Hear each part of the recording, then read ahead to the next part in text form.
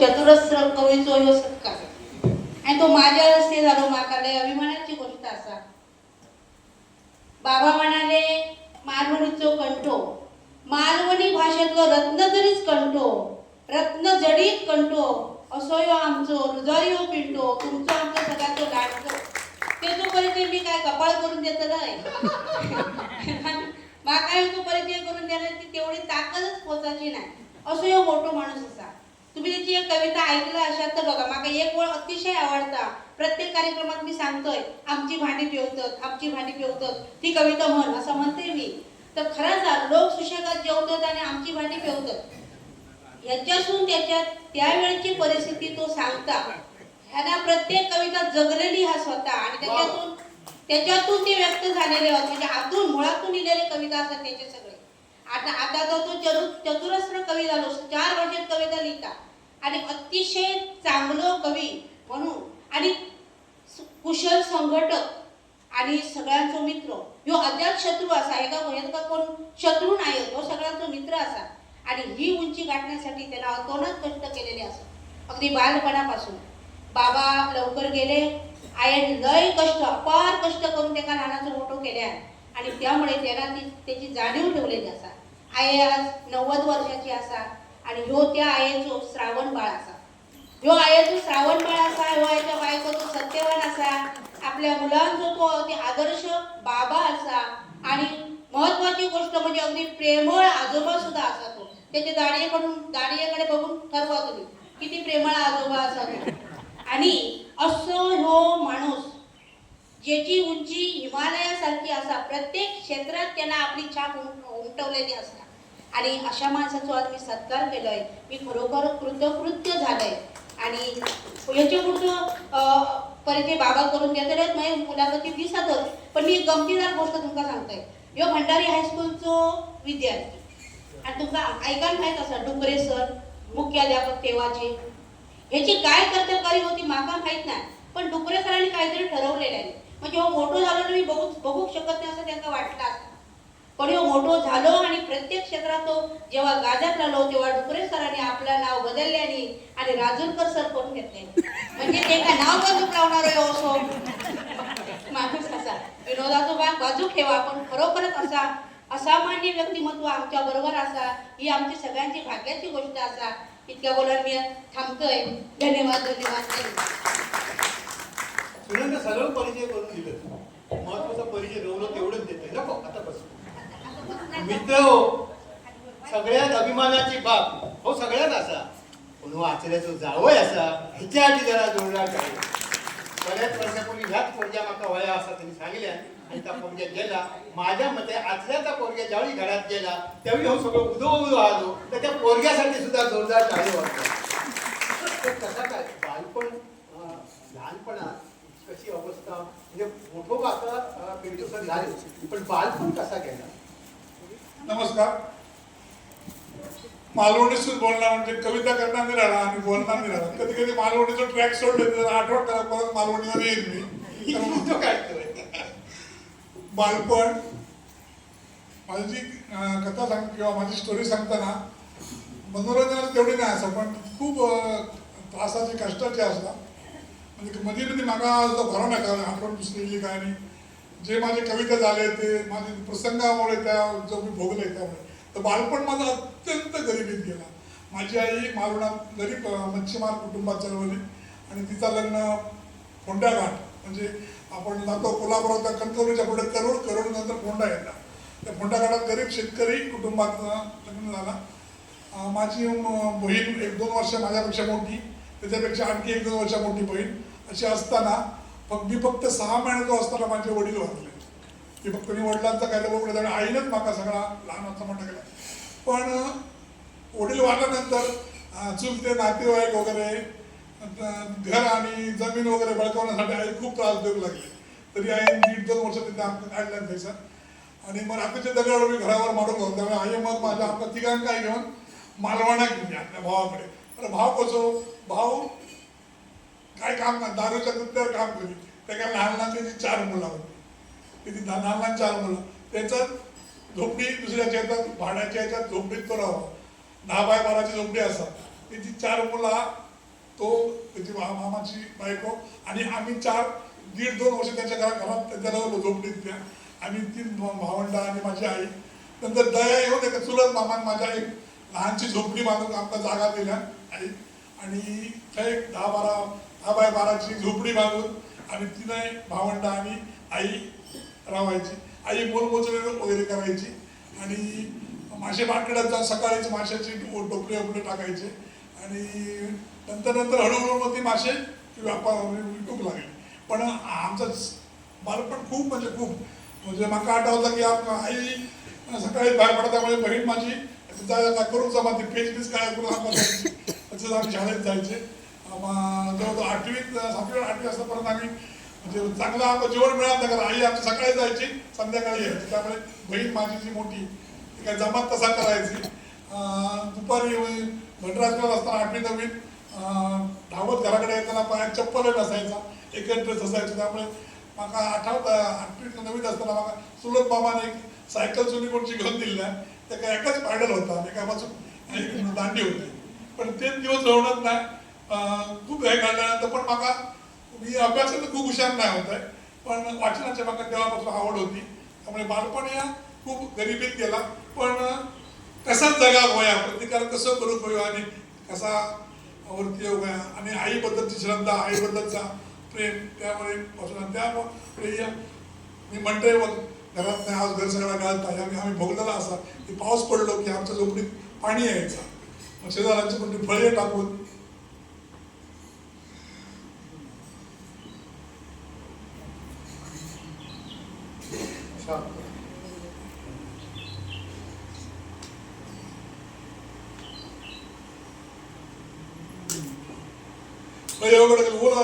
लिहिली असायची. त्यामुळे आम्ही तसे दिवस काढले, पण गरिबीत गेले दिवस, पण आईने संस्कार चांगले केले.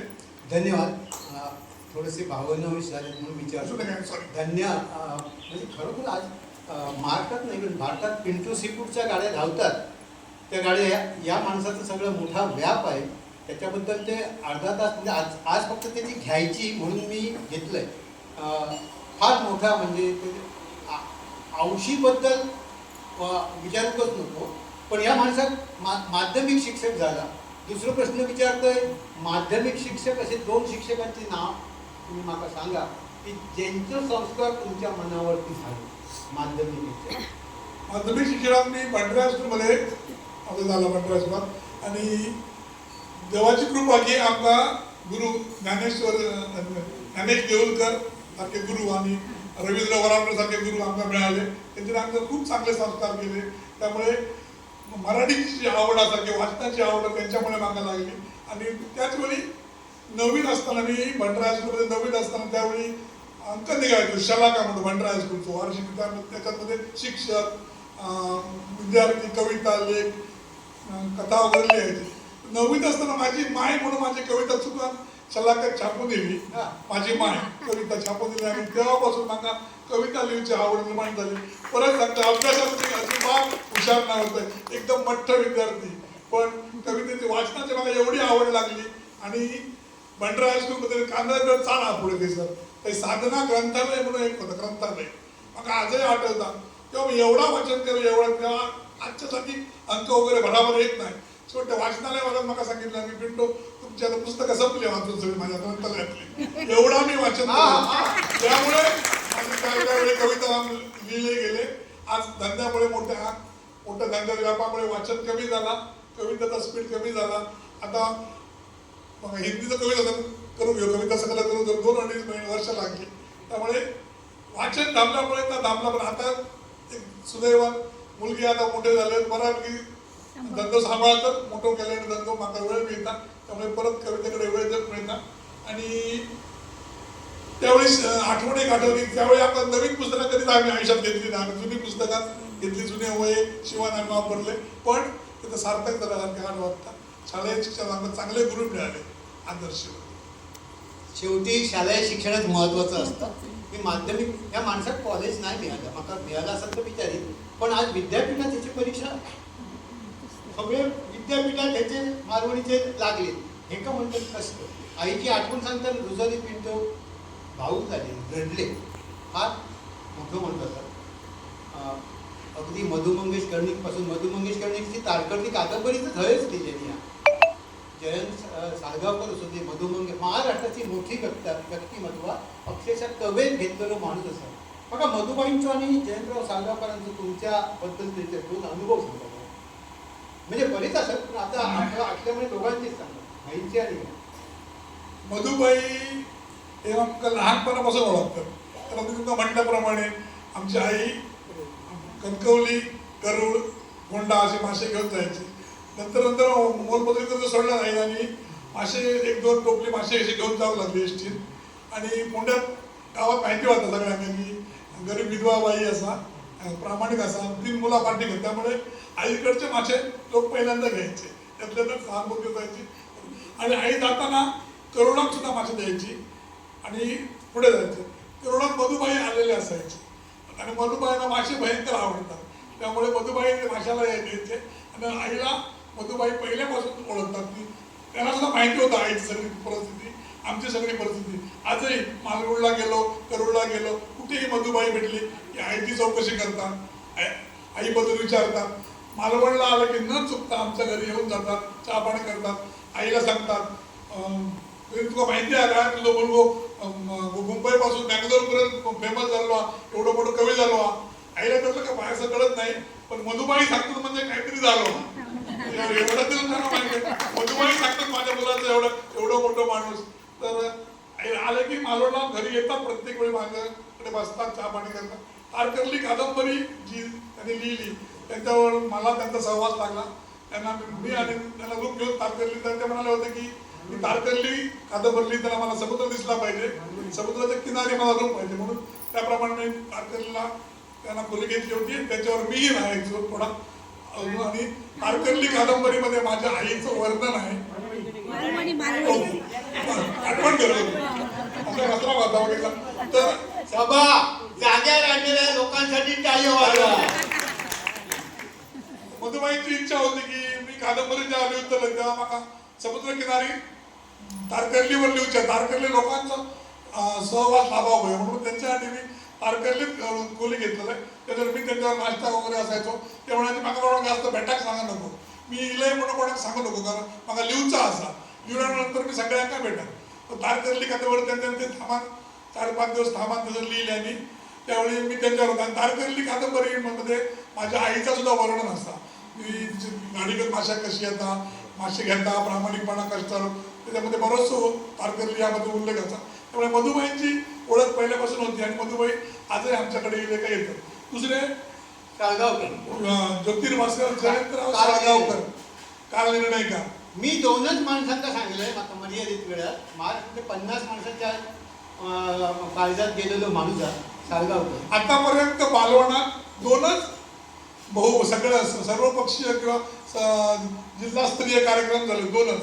त्यातलं एक पहिलं ज्योतिर्भास्कर जयंतराव साळगावकरांचं आम्ही 80व्या वर्षी सहस्त्र दर्शन आम्ही त्याची नारळाची तुला केलेली, मोठं रत्नागिरीतून मोठं तराजू आणलेलो. 80 किलोची ते एका बाजू बसवून एका बाजू नारळाची तुला करून आणि त्यांचा शिवशाहीर बाबासाहेब पुरंदरे त्यांच्या हस्ते त्यांचा हे केलेला आहे. आणि त्या कार्यक्रमाचा अध्यक्ष मी होतोय.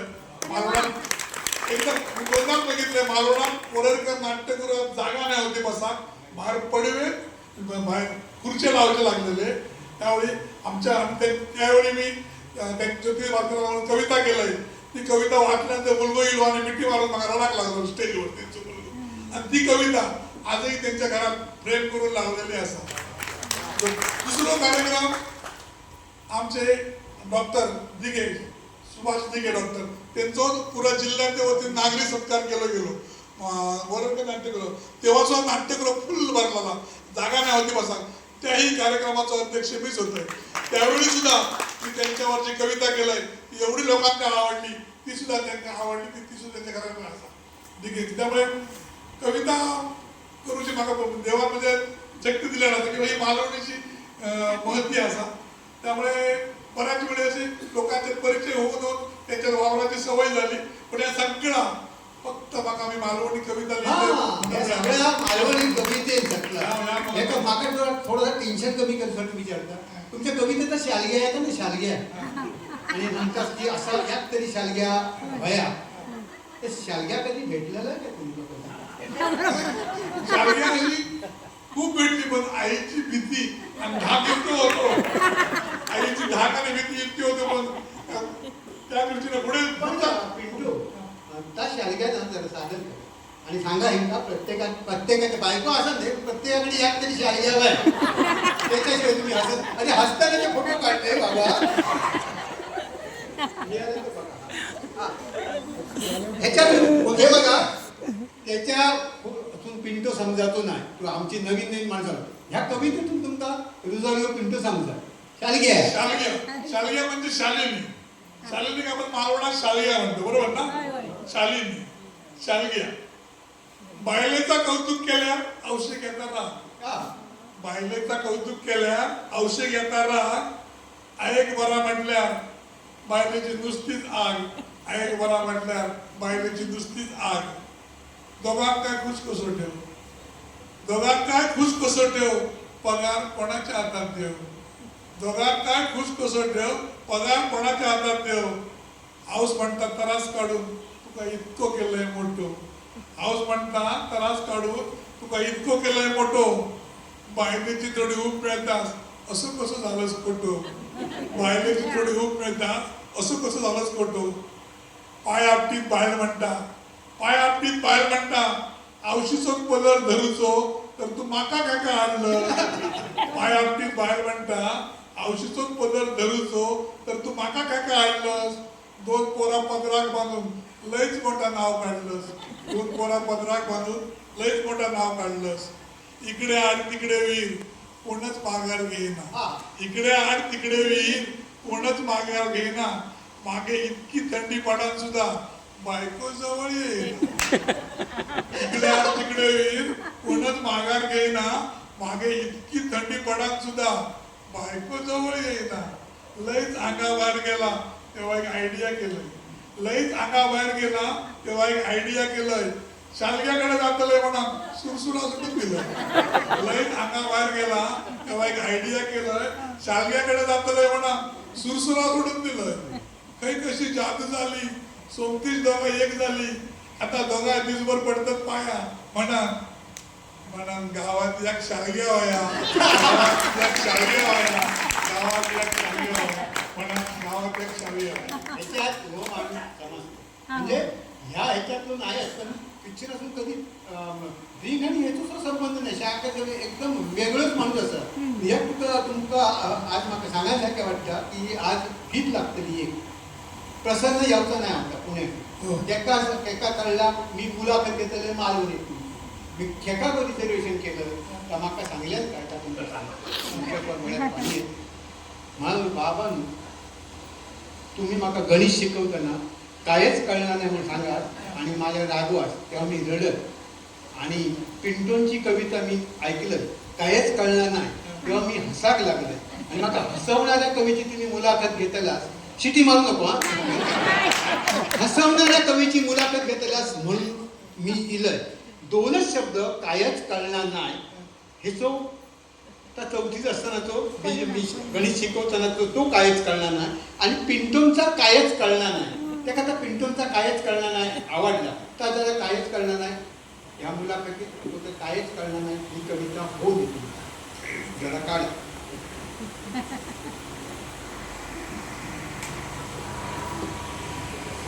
हे बघा नुसती मुलाखत घेण्यापेक्षा ना कवितेतून तुमका रुजरी पिंटो समजा भयो म्हणून ह्या करते कायच कळणार नाही आणि सगळ्या महाराष्ट्रात टाळी पडतात ह्या कवितेत कायच कळणार नाही परत शालग्या फक्त असतील